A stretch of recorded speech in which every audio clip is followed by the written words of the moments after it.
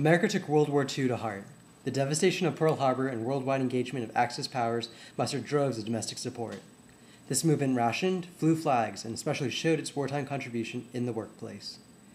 World War II transformed American production by giving the workforce a common goal, that is, to beat the enemy wherever possible and win the war. This focal point transformed mills and trade plants into war machine factories, diversified the workplace, and guided designs fundamental for innovative production. Methods were developed to integrate and train what was once considered a non-conventional workforce. This took place in readily converted facilities, developing newer, transformational instruments of war. This was World War II American manufacturing. Companies during World War II actually converted from manufacturing consumer goods to war production during World War II, and this was encouraged by President Roosevelt himself, who actually called the effort the arsenal of democracy. He wanted to ship the equipment, or planes and tanks and stuff like that, over to the British, so the British can use that to fight against the Germany, who were looking to take over the world pretty much. Now, company executives, they initially resisted converting to military production because they didn't want to lose their consumer market share at the time when other people were still producing those consumer goods. So to produce military goods, you're going to lose your share there. It ended up that most companies did convert to war production, most famously Ford Motor Company, which started off producing cars and things, of course we know that, to producing tanks and airplanes and things like that at Willow Run. And Henry Ford himself managed the plant. It was World War II's biggest manufacturing plant, a production line over a mile long. This thing was incredibly big. It had over 40,000 employees. They were actually producing the B-24 Liberator. And what was fantastic about the B-24 Liberators, they found a way to mass produce this. This thing had a cycle time of 56 minutes. The most crucial facility to the war was Midway. It helped in the Battle of Midway because it was so close.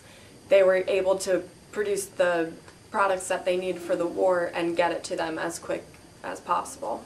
One of the other facilities that stood out was Boeing. They cut down production time by changing to a natural metal finish on their aircrafts, so they didn't have to use paint anymore, which would always weigh the aircrafts down a little bit more. The next one was the Ford Motor Company. They had the largest facility produced in, built in Richmond, California, and because it was so large, they were able to produce a lot of products, and it just helped with the nation's wartime efforts. A lot of women took over in the facilities once the men went off to work.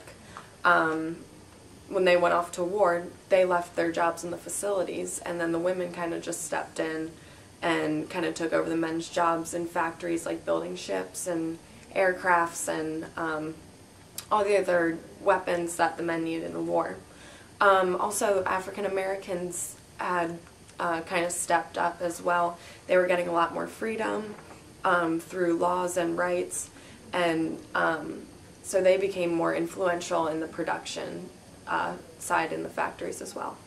In the pre-manufacturing stage, there was two main industries, which was engineering and administration.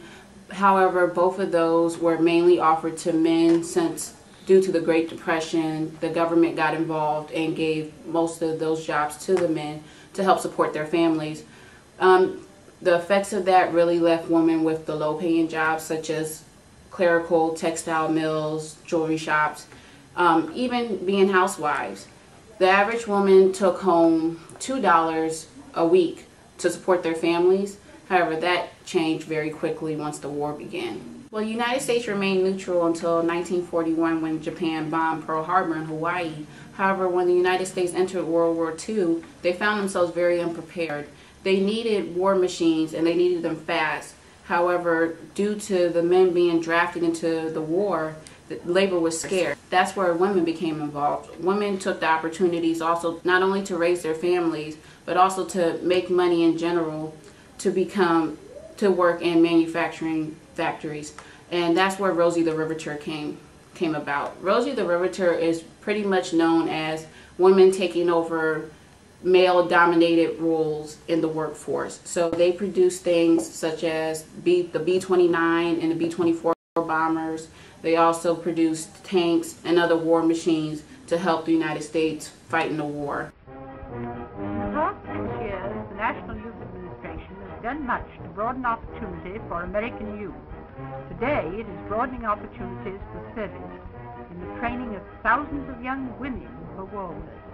Some of this training has been in fields traditionally occupied by women. Thousands of young women are gaining experience in power sewing to meet demands occasioned by the war. Others are being trained in clerical work, in photography, and in poster work. During the training period, they also do productive work for the armed services, for the Red Cross, and for selective service corps.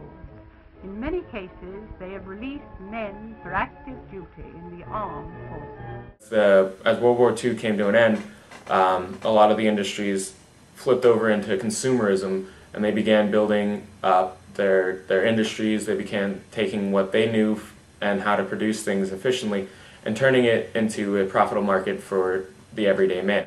For these young adults, the shopping centers have built fountains, commissioned statues, put in restaurants, and freestanding stairways. They've included banks, loan offices, rental plans, plant nurseries, and places to buy building materials. The shopping centers see these young adults as people whose homes are always in need of expansion. People who buy in large quantities and truck it away in their cars.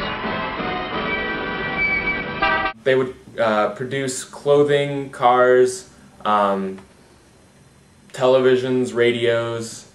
Basically, every modern convenience we think of now was a result of the military complex. Companies learned how to produce them efficiently and effectively. After the war, Ford Motor Company went back to producing cars. The fashion industry boomed because they were originally creating uniforms for the U.S. soldiers. And so because of that, they learned how to create uniforms efficiently and effectively. For the Army Air Forces, it has strength to fly and fight, and return to fly and fight again and again and again. That is its contribution to winning a peace.